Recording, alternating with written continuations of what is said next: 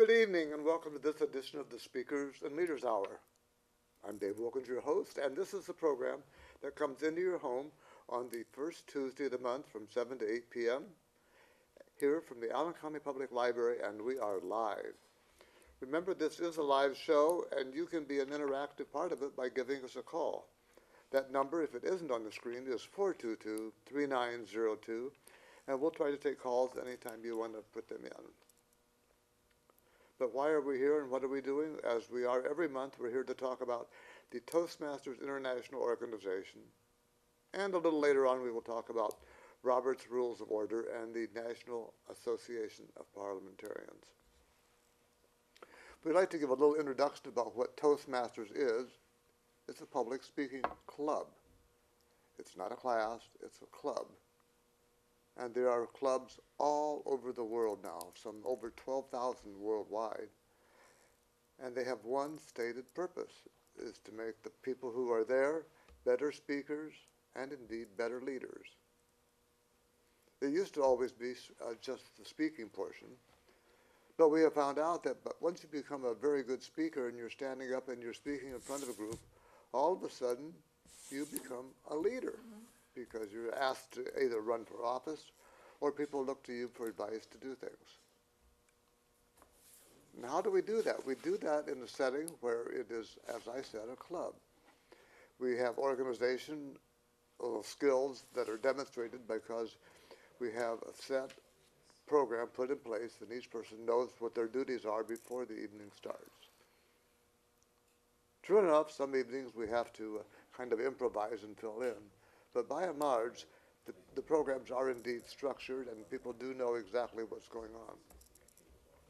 So we're going to do what we would call an abbreviated Toastmaster meeting this evening. We're going to have 3 different projects given out of our basic manual. That's the one that you get first when you join. There's 10 projects in there. Actually, there's 11. The entertaining speaker is the last one. But when you completed the first 10 speeches, we figured that you had become fairly competent as a communicator. Thus, we call you a competent communicator and recognize you with skills from the Toastmasters International Organization in California. And we'd like to have your boss recognized for what you have done for him because you've learned some speaking skills. So tonight we have 3 different levels of speakers. One that's fairly new and a couple that are actually pretty old. Well, not pretty old. They're just old. So without any further ado, we'll get into those speeches and then we will talk about the evaluation portion later on. The first presenter tonight is going to be a young lady that I have had the pleasure of knowing for well over 50 years now. She is indeed my wife, and we are both quite involved in the Toastmaster organization. She's chosen project number 5, Your Body Speaks. And she's going to talk about something that's most important in Toastmastering. We talk about Toastmasters being in charge of listening, thinking, and speaking. Listening being the very first skill. So with her title of Are You Listening? Please welcome my wife, Berniece Wilkins. Berniece, please.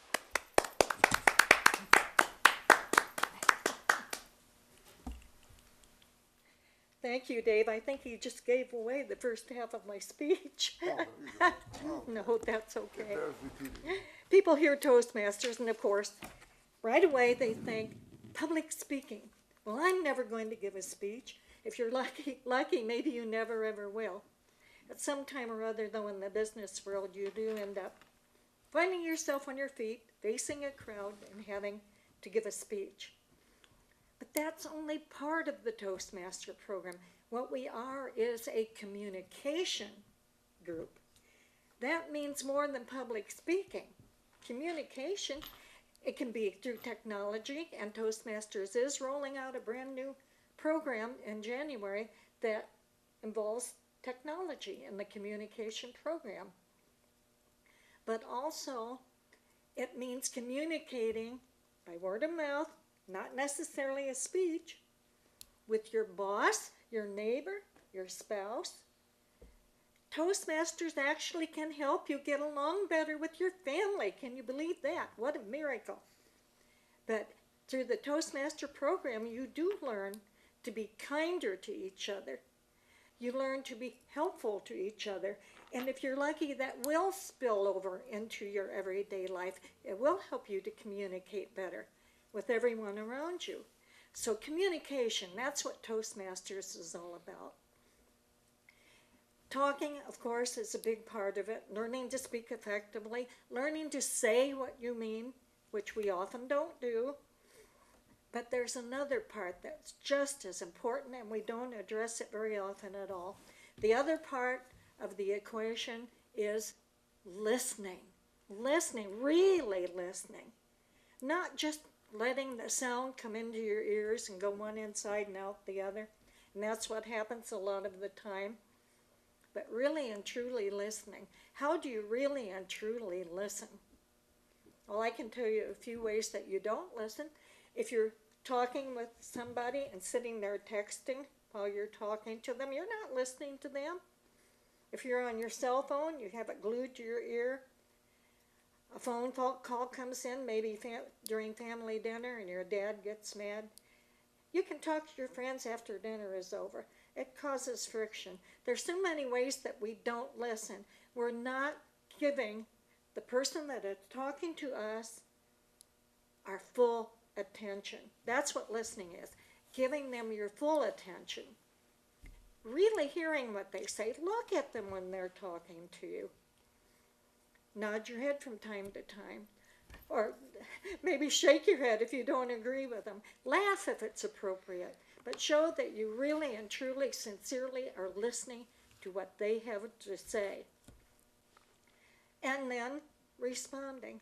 But you know what happens? And I do this. I do this just as much as anybody else.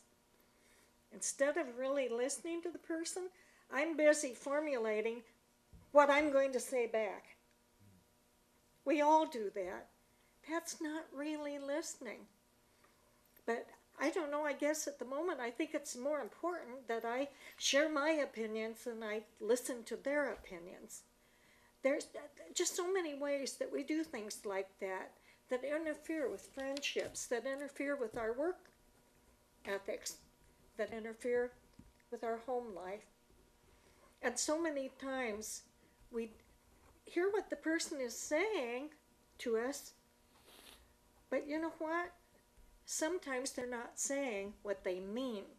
And if you truly are listening to them, sometimes by watching their body language, by using your eyes, you can determine what really is inside, what they really want to say and don't know how to say. Now, I know that sounds like I'm saying you should be a mind reader. Yes, that's exactly it. You have to try to be a mind reader because you do it sometimes too. You expect people to know what you mean, even though that is not at all what you are saying. So, listen with your eyes as well as with your ears. And there's another way to listen too that you probably never thought of. Listen with your heart. Sometimes people have turmoil going on in their life. If you watch their body language, if you listen to their words, sometimes you can figure out that they're upset about something, that maybe they're not saying what they really mean or coming totally clean with you because they have other things going on in their life that you don't even know anything about. Try to feel some empathy for what they're going through. Now, I know this all sounds like a lot to do. Just think if we all did this for each other, though. Sometimes it feels like, why bother? Who cares? But we need to care. We need to care about each other. We need to care about what a person is really trying to tell us. You know, if you do business with someone, say that you're a salesman. This person comes in and buys from you on a regular schedule. They have come in often enough that if you have been listening to them, really listening to them, you know what their needs are. Maybe they come in sometime and they're not sure what they want. You can help them usually. You can figure out what their needs are because you've dealt with them before. If you've really listened to them in the past, you probably can help them today figure out what it is that they need. As a salesman, you can use that tactic. Listening, just listening. Now here's something. You men will agree with this. In fact, we even talked about it in my house. Women often don't say what they mean, and they expect their men to know, to somehow know. This is true. And for one thing, maybe a woman has a problem, and she tells her spouse or her boyfriend or whoever, and she's all agitated, and all she really wants to do is vent. And she expects him to know that. Well, he's a fixer. A man's a fixer. Right away, he wants to rush in and fix things and make everything okay for her. That makes her mad. He thinks, what did I do? He wasn't listening to her. All she wanted was for him to listen, that's all. And I talked about being a mind reader. Maybe a couple are arguing back and forth, a husband and wife. I remember one time I got real mad at my husband, and I said, oh, just go away. Just leave me alone. And I turned my back on him. And you know what? He went away and left me alone. That's not what I wanted at all. I expected him to come up and put his arms around me and say, oh, honey, let's stop fighting. This isn't important. We'll talk about it later when tempers cool down. But he left. Learning to listen. We'd lived together enough years that I guess I thought he could read my mind. These are things that happen in everyday life. And no, we can't always be on top of everything. We can't always figure out what somebody's trying to tell us or what's upsetting them. But if we at least try, if we at least give them our full attention, if we listen with our ears, if we listen with our eyes, watch their body language, if we listen with our heart, knowing them as we do, knowing the things that might be going on in their lives, knowing what their responses might be. If we really and truly listen, we'll all get along so much better. I hope some of this maybe is sunk in to people in the radio, in the TV audience. I hope maybe it has helped you to be able to get along better with your spouse, your boss, your friends. Have you been listening? Are you listening? Are you really listening? Dave? Oh, wow.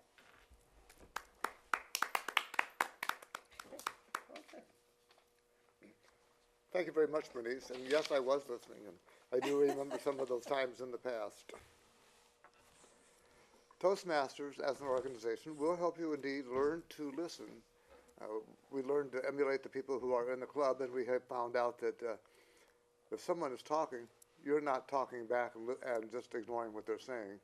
You do get a respectful audience, and that's something you learn by being in the club. Well, the stated purpose of this program is to help you find out about the Toastmaster organization, and also to help you possibly want to come and join. Remember that call-in number is 422-3902, and maybe you heard this speech, maybe it touched you, maybe you'd like to ask a question about the club. If you would, just please call in, and we will certainly take your call on the air. Now, our next speaker has only been a member about a year, but he has taken to the Toastmaster organization, and he has just completed his CC manual that makes him a competent communicator. Now, tonight, he is here to talk about what Toastmasters can do for you, indeed, what I'm sure it's done for him. With his insights on the organization and what it can do for you, please welcome Ben Wilkins.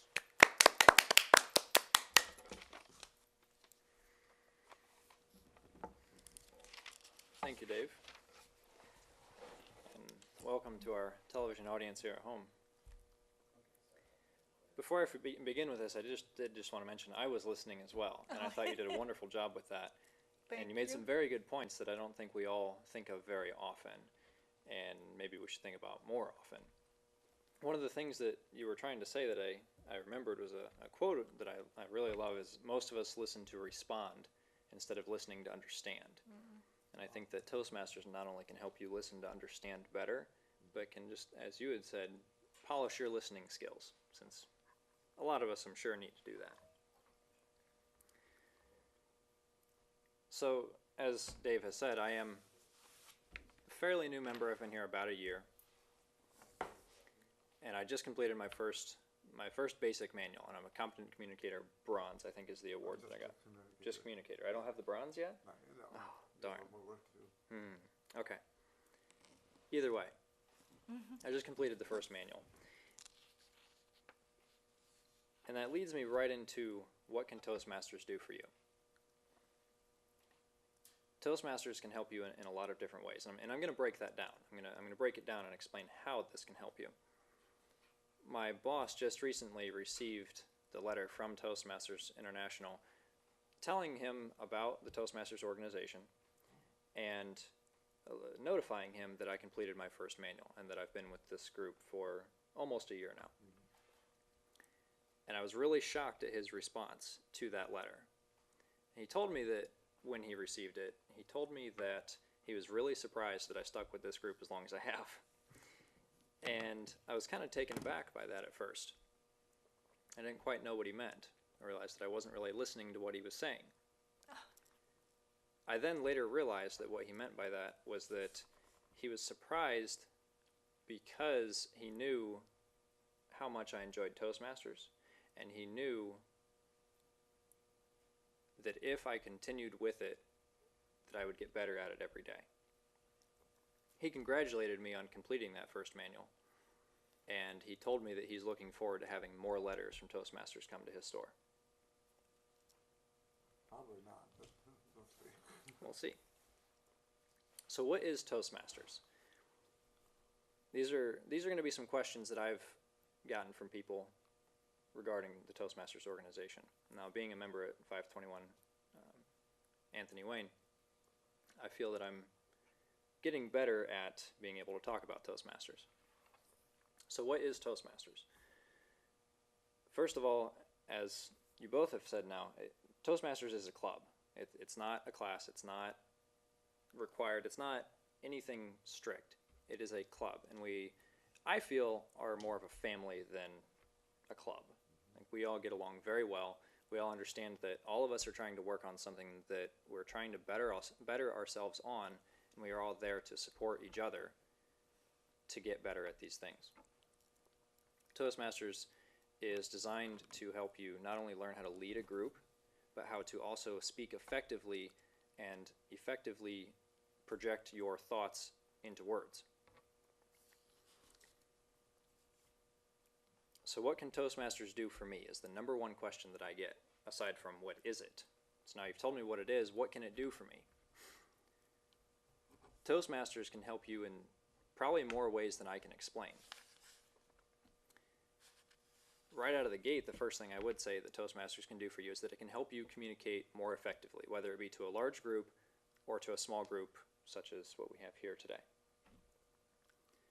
A large group obviously being a business meeting at work, or your church group, or even talking to a whole bunch of your friends when you guys are trying to figure out what you're going to do for the summer. It really doesn't matter the size of the group. It can help you speak more effectively and help put your thoughts into words. On top of that, Toastmasters can help you learn how to better lead a group, especially if you've never led a group before. So in our organization, in our club, we all rotate different jobs within the club. We have our Toastmaster for the evening, we have our grammarian, we have a humorous thought, and then we have speakers, and we have a general evaluator. So the Toastmaster traditionally leads the group in our activities for the evening. They are the person that we look to lead us forward through the entire thing. They conduct the meeting in a way that we all understand, and in a way that helps us make sure that we're staying on track. In doing so, and in learning this role, because if you join a Toastmasters club, at some point you will become the Toastmaster for the evening. In learning this role, it will help you have better structure in your meetings and to lead your group more effectively. Now, if you've ever had a business meeting where everything is just chaos, there's no order to it at all, which I'm sure we'll talk about in parliamentary procedure, I feel Toastmasters helps with that as well. Because when you have a straight line order in what you need to do for the meeting, everything stays in that straight line. If you don't have any idea what you're doing, then how can you even possibly progress forward?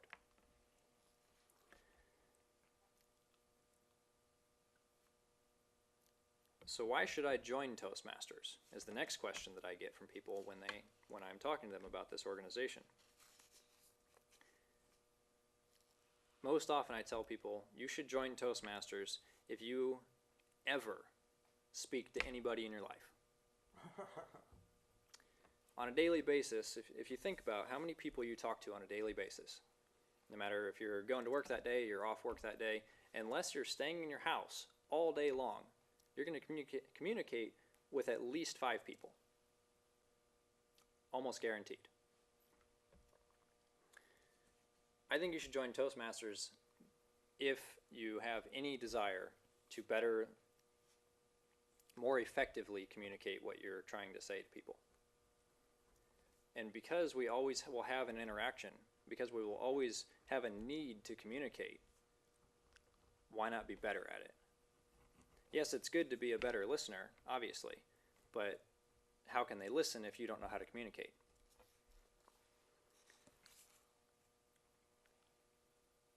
So what are the benefits of joining Toastmasters? There's a lot of benefits to joining Toastmasters, I tell them. The first being, you learn to better communicate. The second being, you learn what it's like to be part of an organization, part of a club, part of a group that is there to help you grow.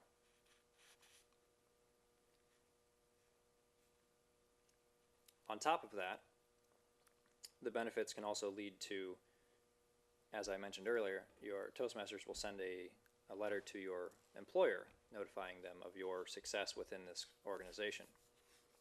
And I feel that that is a huge benefit because it shows your employer not only that you are trying to better yourself in a way that is always going to be necessary, but that you are taking the responsibility and volunteering to do this to try to make yourself better in a way that will help you with your job, that will help you with your relationships with your family, with your friends, with anybody. I think that that is a huge benefit. I was ecstatic when I finally heard that my employer received that letter from Toastmasters. The last question that I typically get is, can I observe this meeting as a guest before deciding to join? I had a conversation with my boss the other day during this whole thing with the letter, and I invited him to come to our meeting as a guest. And he said, I didn't know you could do that. Yay. I said, well, absolutely. I started coming to Toastmasters as a guest when I was 10 years old. And I'm 26 now, so, you know. So, granted, I joined a year ago, but I've been coming to Toastmasters meetings as a guest for quite some time. I invited my boss to come to our club in particular to observe as a guest to see what we do.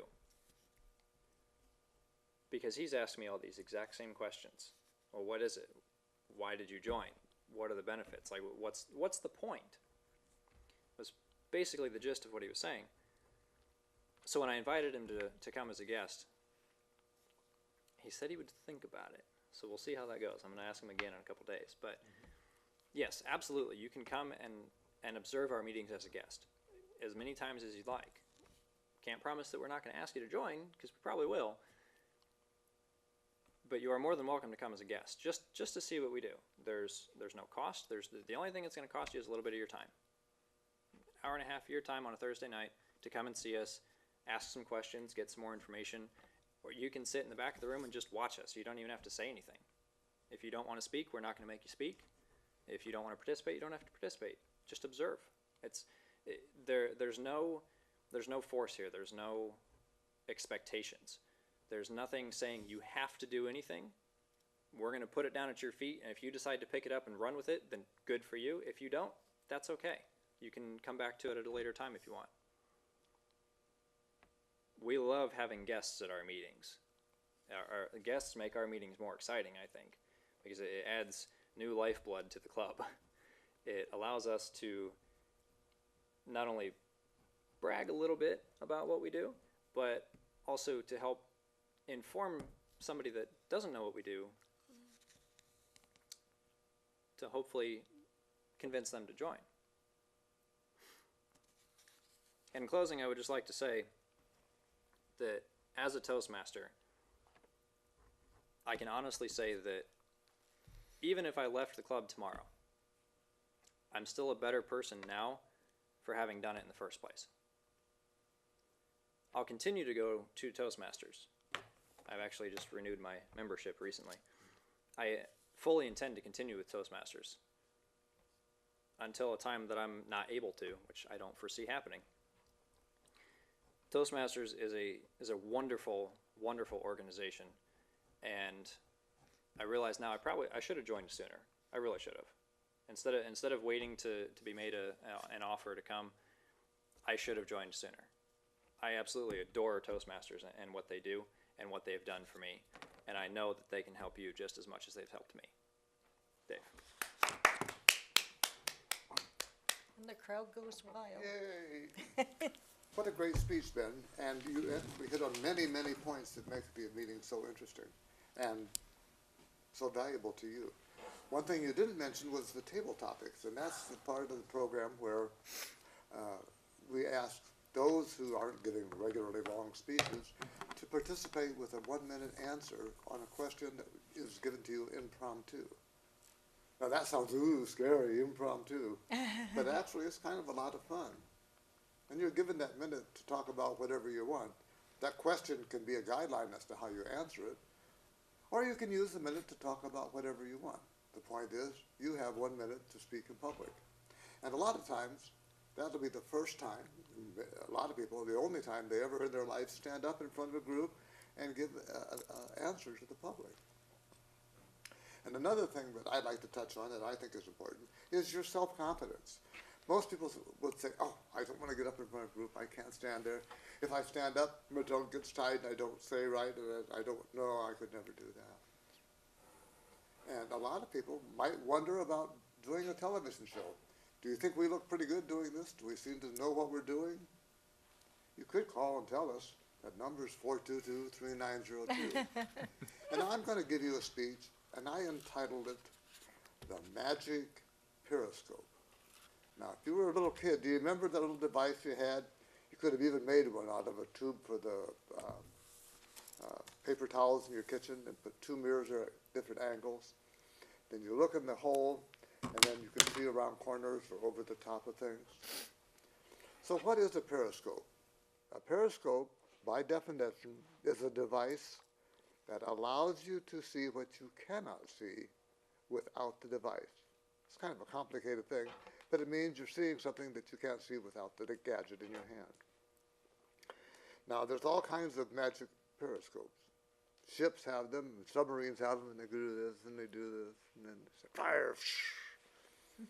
But there's another kind of periscope, and that's the one that I'm looking into right now. I'm looking into a red eye right in front of me.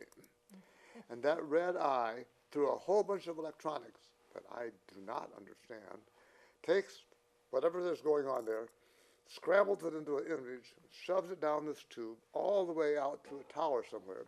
That tower goes up and sends that signal out over the air, and it goes into your cable system, and it comes into your home, and voila, here I am.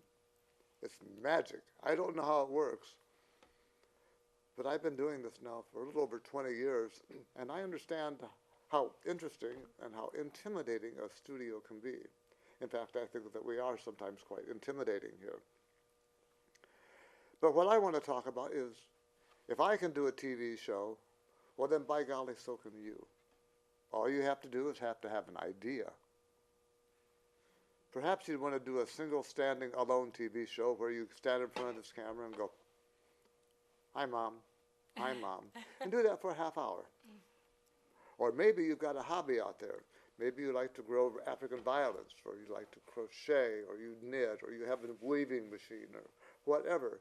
If you have some skill, or if you have some idea that is interesting to you, then it was probably interesting to someone else and could probably be put into a TV show. Now, if it were put into a TV show, I have to tell you, all this stuff that's around me, and you're going to see it here in just a moment, all this stuff around me is yours to use absolutely free. It doesn't cost anything.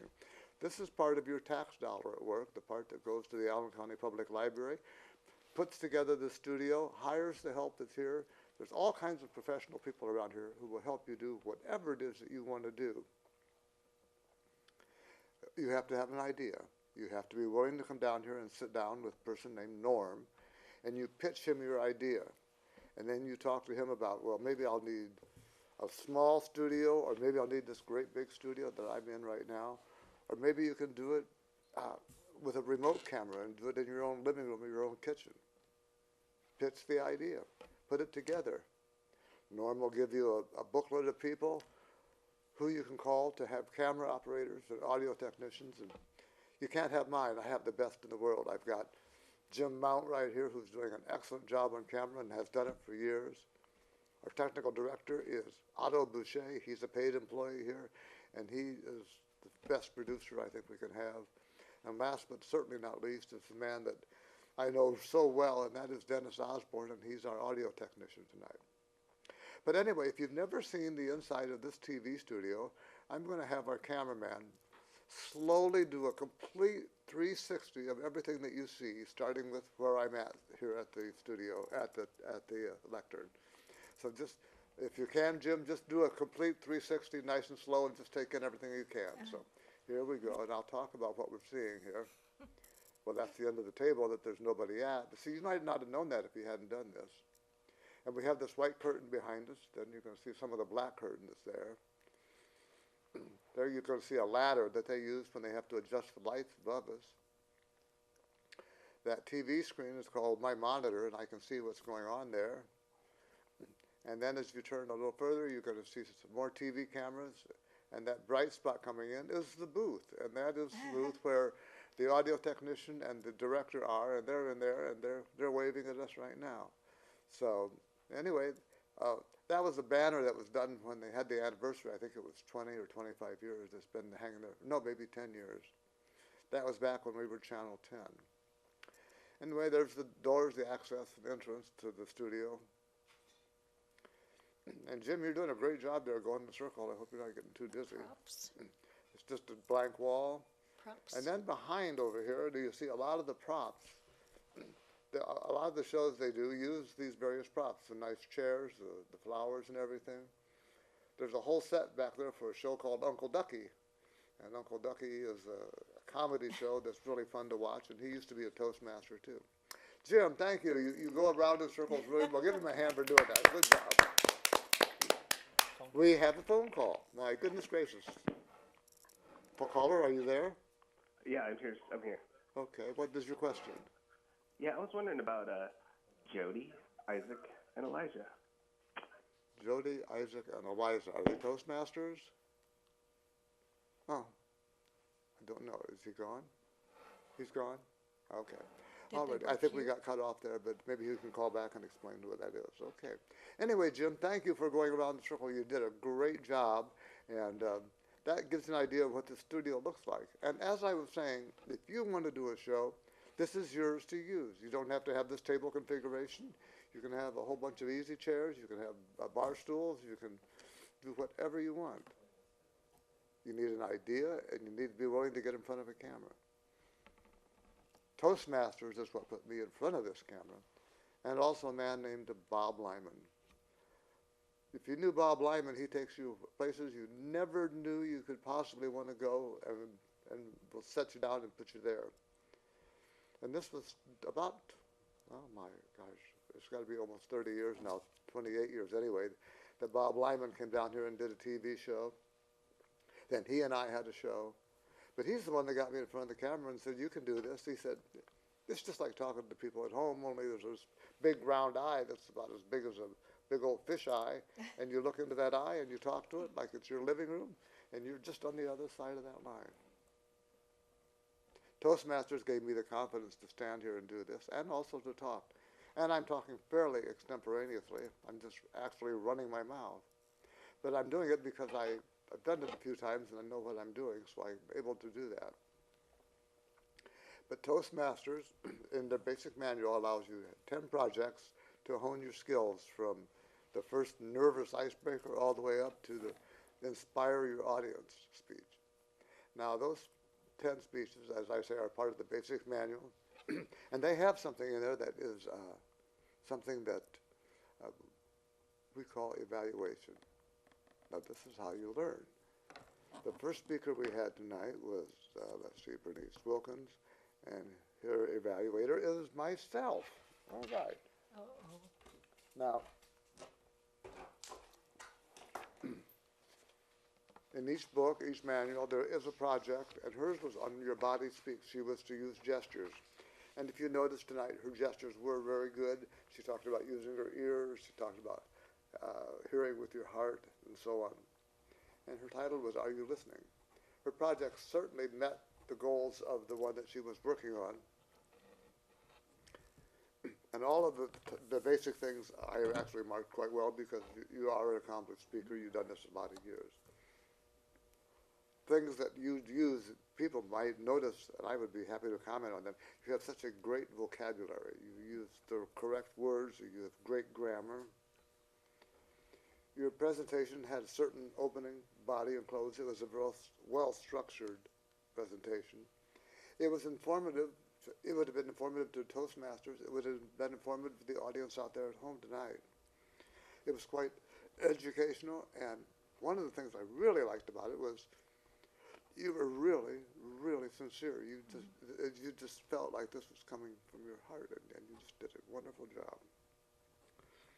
I liked your emphasis. I liked the fact that you were knowledgeable. And I'm not sure what you could have done differently, but I want to thank you for being here tonight and giving such a wonderful presentation. So thank you, thank you, thank you. Now, let me see. Our second speaker was Ben, and Ben's evaluator will be Berniece. And Berniece, you want to come up here and give that evaluation, please?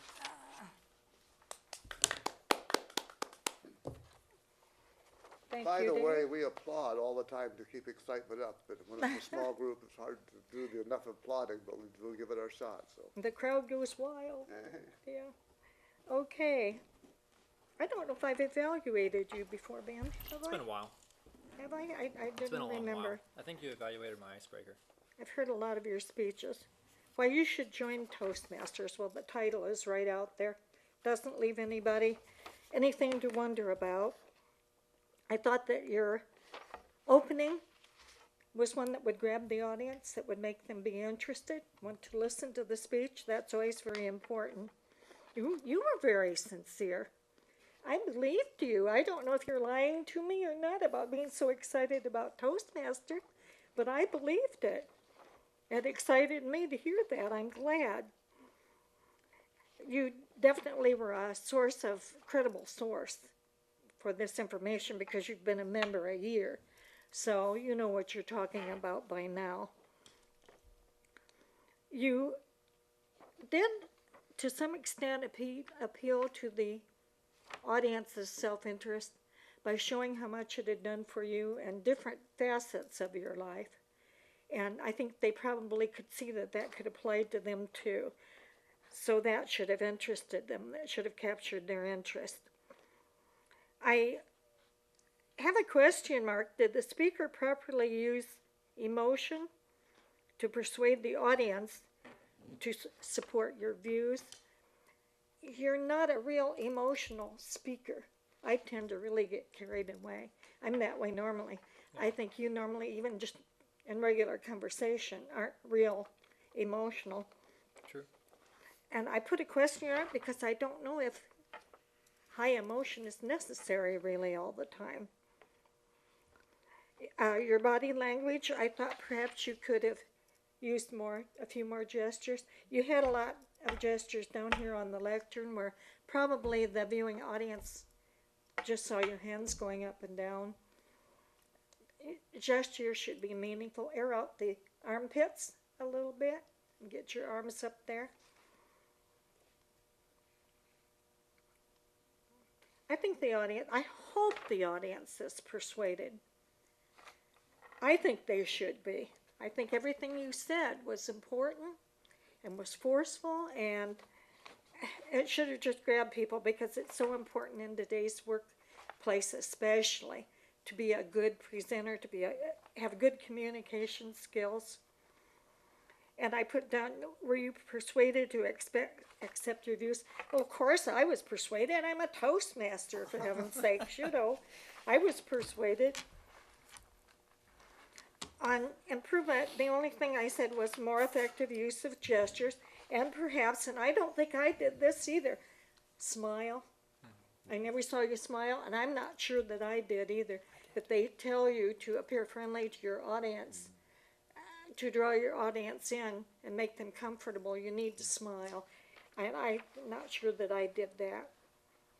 You know, what did I like about the speech? You know, I was going to say that you needed more vocal variety, but instead I'm putting in here that that actually is something I liked about the speech, a more conversational style of speaking, like you're sitting right across the table from somebody, not jumping up and down all excited, you know, more natural delivery, and I think I actually liked that.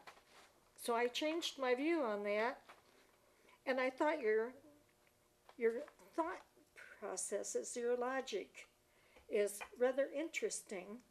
I've known you a long time, and there's so many things I'm learning about you through Toastmasters. I never really understood exactly how your thought processes work, and it's very interesting and very logical, too. Dave? Here's your evaluation, Michael. Thank you. Good observations, Bernice. That really is the heart and soul of the Toastmaster program, is the evaluation. And evaluation and learn by doing at your own rate, because we're not forcing you to do anything here. You do it as your own rate. I did smile, you just didn't do this. Now, the last presenter was myself, and that was going to be evaluated by Ben. Ben, please.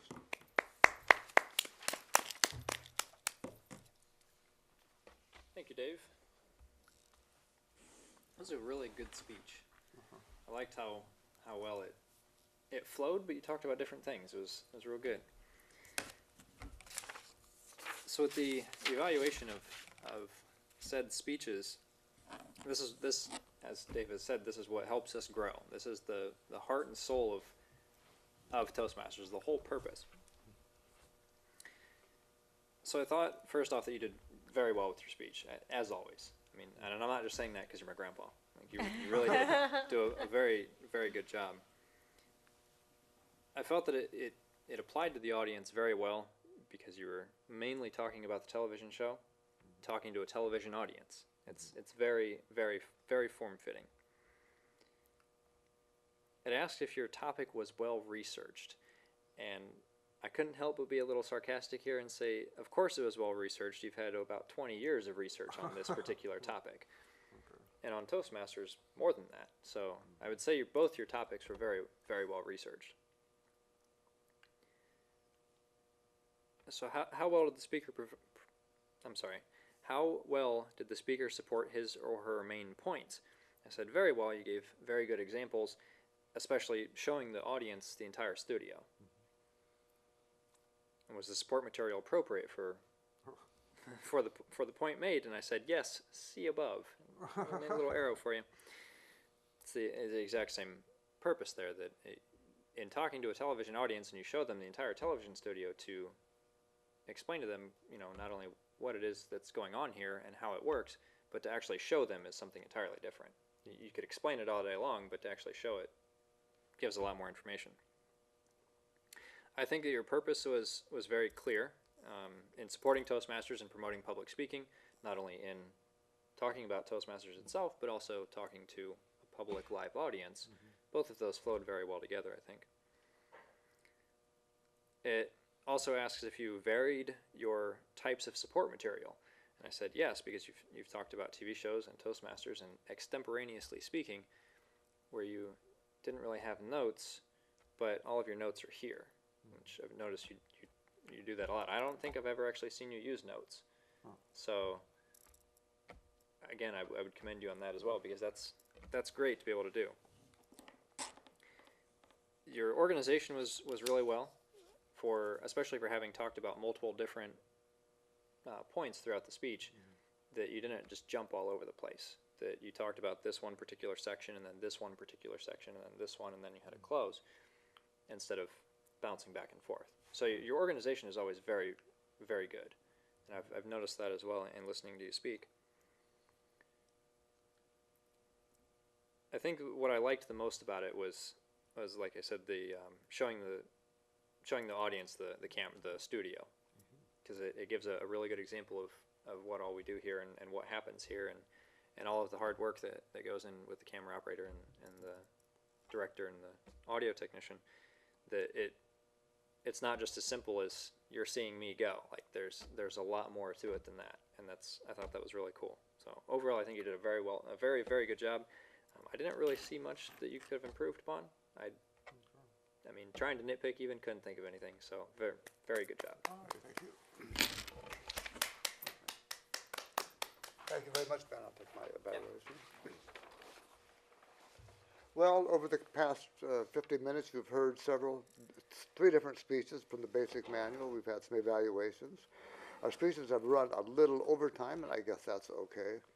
And we were going to get to the parliamentary portion, and rather than do that, I have a couple people who gave me questions last time. We didn't get to answer them. And one lady wrote in and asked me, she said, I'm my club secretary, and I've got these minutes. What do I do with them, and do I have to keep them? And I think that Berniece could answer that better than anybody else. You are a club secretary, and you're a club secretary for the parliamentary club. Tell us about minutes and I've about... been a secretary a lot of times. Do I have to come up there? No, you can do it right there. Oh, okay. Yes, secretary's minutes need to be kept forever. You don't ever get rid of secretary's minutes. They are a legal document that would stand up in a court of law. Not that you would ever need them, I hope, but they would. So you should always, generally they pass them down from secretary to secretary, but it's nice if you can find a long-term member that would be willing to hold all of those minutes in one place in their house, because they can get lost when they're passed along. That happens a lot of times. It does. Yeah. They can get lost, and they really shouldn't. Okay. Now, I know that you have minutes going for our Toastmaster Club. You've had them going back quite a ways, don't you? Oh, my golly. Tell us about them. About The minutes for Anthony Wayne. Toastmaster. the minutes for Anthony Wayne. Anthony Wayne was chartered, I think, in 1947. Yeah. Well, I have minutes back to 1954. Can you believe that? 1954. And it's kind of interesting. Things are done so differently now. Like the programs were made on those old machines that had purple ink that would get all over you. They were awful. They really were. Of course, the program itself was basically the same, and it was all men. It was all men. And I think in the 1960s, women were finally allowed to join. But I can track this through all of the minutes, and it's really interesting. And when we have anniversary parties, things like that, I can drag some of those minutes out and see what we were doing like 20 years ago, 40 years ago. Minutes can be used for a lot more than just minutes. They're the club history, actually. And they're piled up in my closet, you wouldn't believe. Okay, but there was another question that was called in. The fellow said, my meeting's running long, and we just seem to talk about the same things over and over. How do you control a meeting, and how do you keep things on track? And do you have a suggestion for that? You want me to answer everything?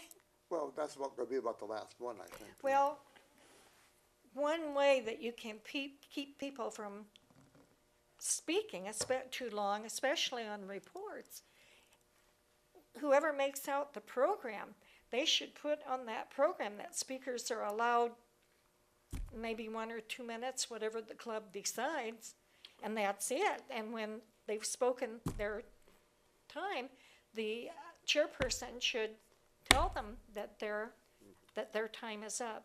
Just like I think I don't know if it's the Senate or where, they'll say, well, Mr. Smith, your time is up. And that's it. Your time is up. You have to yield the floor to someone else. You can put in the margins, how much time people have. Oh, like for motions, how long to discuss motions. Is that the type of thing you were Yeah, that's meaning? right. It's also on the agenda, and the agenda is the roadmap for the meeting that you're having, and that agenda, once it has been approved by the group, cannot be changed unless there's a 2/3 vote in the affirmative. It's Right. not cast in stone, but it is approved by a majority and changed by a 2/3 in the affirmative. So those are two things that are very important. The Parliamentary Club here in Fort Wayne meets on the third Monday of the month here in the library, and that in fact will be next Monday evening. We'll be in the Globe Room from 6:30 to 8 p.m. And what do? Well, we practice Robert's Rules. We have lectures on different aspects of parliamentary procedure. And if people want to have us help them with their program, or if they have some problems, they can come and discuss it with us. Oftentimes we talk about bylaws, and we can help them with their bylaws. And that part, yes, Berniece. Sometimes we have fun just having somebody stand up. We give different people turns at leading the meeting, and maybe somebody will throw out a motion that's really kind of funny, like, we're going to paint this room red. Well, I don't think the library would probably like that, but they'll argue it back and forth, according to parliamentary procedure, of course, until they come to a determination. It's just fun to do things. I remember one discussion about a group that had in their bylaws that if you wanted to present a motion, you had to stand on your head. And people want to know, is that true? Is that really, really true? Well, if it's in the bylaws, that's what you have to do, and you'd have to change your bylaws otherwise. Oh, my gosh. But also we do things that just help meetings run more efficiently and smoothly. And when people get together, that's what a meeting is for, is to decide something. So if you're going to decide whatever it is, you need to have an orderly way of doing it.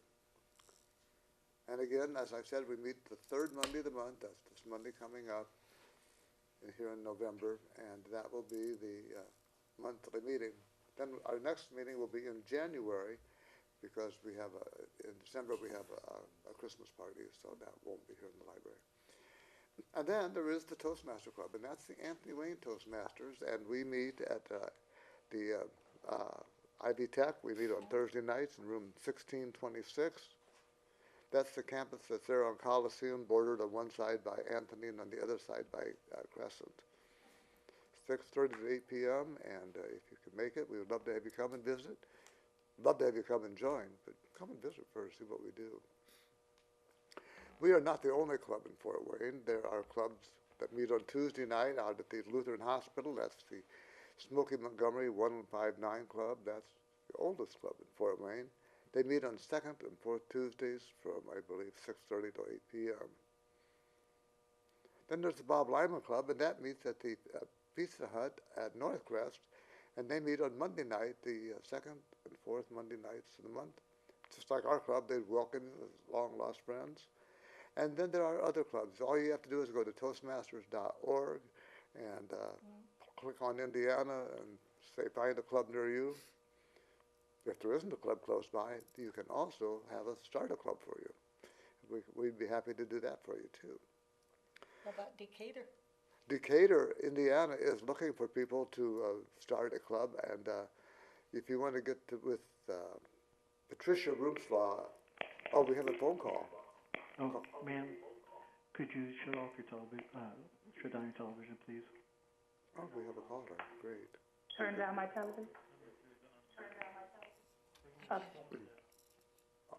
Awesome. What is your question, dear?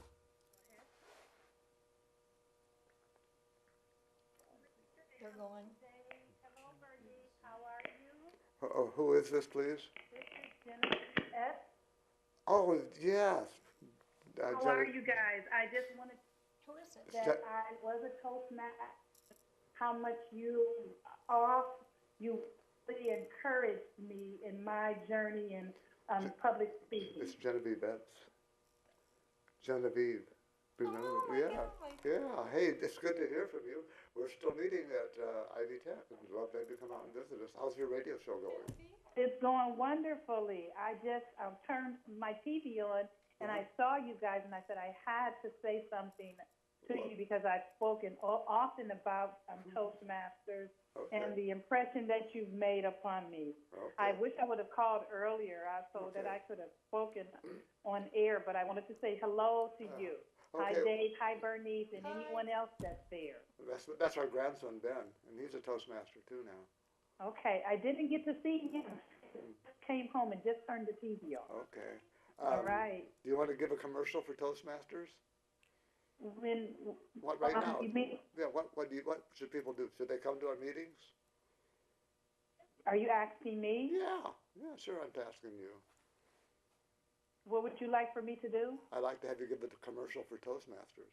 on my radio show? No, right now. Okay, what should I? Yes, what would you like me to say? What do you think of Toastmasters? I think Toastmasters is an awesome opportunity to develop your confidence, to engage in a community of supportive people, and it was just a positive experience for me. Awesome. Thank you, Genevieve, and come see us again. Yeah, give her a hand. And Thank you. And thanks for calling in. And we hope to see you down the line, maybe here in the studio. Okay, well, that about wraps it up for our meeting this evening. Thank you all for being a part of it. Jim Mount, thank you for doing camera. Let's see, Dennis Osborne taking care of the audio. And, of course, Otto Boucher as our technical director. Thank you. Bernice, thank you for being here. And thank you for lots and lots of things. Ben, thank you for being here. You're doing a great job as co-host. And till next month, may your meetings be fair and efficient. And God bless and good night.